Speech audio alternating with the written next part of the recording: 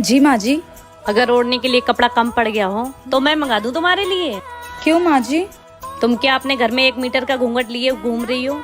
मैंने सोचा मेरे घर में बहू आ जाएगी तो घर की रौनक बढ़ जाएगी, लेकिन तुम तो घूंघट से ही नहीं निकल रही हो।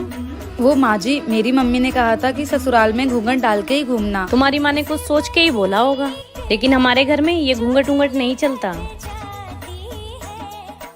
ठीक है माँ जी। अब मैं चांद जैसी बहू लेके आई हूँ तो मैं पूरे घर में चमकता हुआ देखना चाहती हूँ। माँ जी, मैंने सोचा था मेरी सास बहुत खड़ूस होगी, पर आप तो मेरी माँ से भी प्यारी हो। चल जा अपना काम कर। कमेंट बॉक्स में आप बताइए, एक सास माँ बन सकती है या नहीं। बहू, जी माँ जी। अगर ओढ़ने के लिए कपड़ा कम पड़ गया हो तो मैं मंगा दूं तुम्हारे लिए। क्यों माँ जी? तुम क्या अपने घर में 1 मीटर का घूंघट लिए घूम रही हो? मैंने सोचा मेरे घर में बहू आ जाएगी तो घर की रौनक बढ़ जाएगी, लेकिन तुम तो घूंघट से ही नहीं निकल रही हो। वो माँ जी, मेरी मम्मी ने कहा था कि ससुराल में घूंघट डाल के ही घूमना। तुम्हारी माँ ने कुछ सोच के ही बोला होगा, लेकिन हमारे घर में ये घूंघट उंगट नहीं चलता। ठीक है माँ जी। अब मैं चांद जैसी बहू लेके आई हूँ तो मैं पूरे घर में चमकता हुआ देखना चाहती हूँ। माँ जी, मैंने सोचा था मेरी सास बहुत खड़ूस होगी, पर आप तो मेरी माँ से भी प्यारी हो। चल जा अपना काम कर। कमेंट बॉक्स में आप बताइए, एक सास माँ बन सकती है या नहीं। मम्मी जी, ये देखिए मेरी मम्मी ने साड़ी भेजी है। कितनी सुंदर है ना मम्मी जी? हाँ बहू, साड़ी तो सुंदर है। मम्मी जी, ये पूरे 10,000 की साड़ी मम्मी ने भेजी है। अरे वाह मम्मी, ये साड़ी किसकी है? ये तो बहुत प्यारी लग रही है। ये साड़ी तेरी भाभी की है, उनकी मम्मी ने भेजा है। भाभी, ये साड़ी तो बहुत सुंदर लग रही है। ऐसा करिए, ये आप मुझे दे दीजिए। वैसे भी आपने बहुत दिनों से मुझे कुछ गिफ्ट भी नहीं दिया है। दीदी, ये साड़ी मत लीजिए, अलमारी में और भी साड़ियाँ रखी हुई हैं, उनमें से आप कोई भी ले लीजिए।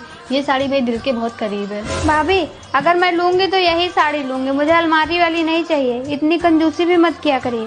दीदी, बहू तू रुक, परेशान मत हो। तुम्हें साड़ी लेनी है? चलो मेरे साथ मार्केट। कितनी लोगी? बहू को क्यों परेशान कर रही हो? लो अपनी साड़ी।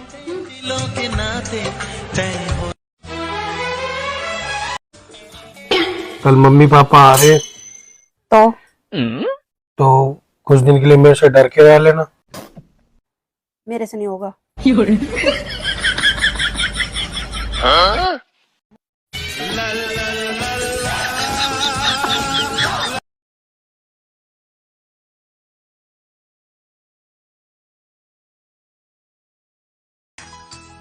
हाँ बेटा, कैसी है?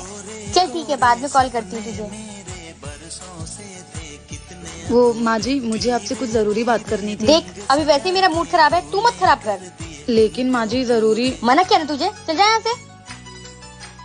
मम्मी, आप बड़ी दीदी से बात कर लो ना, मैं तो नहीं आ पाऊंगी। बहू, कहाँ जाना है तुझे? कहाँ नहीं जा पाएगी?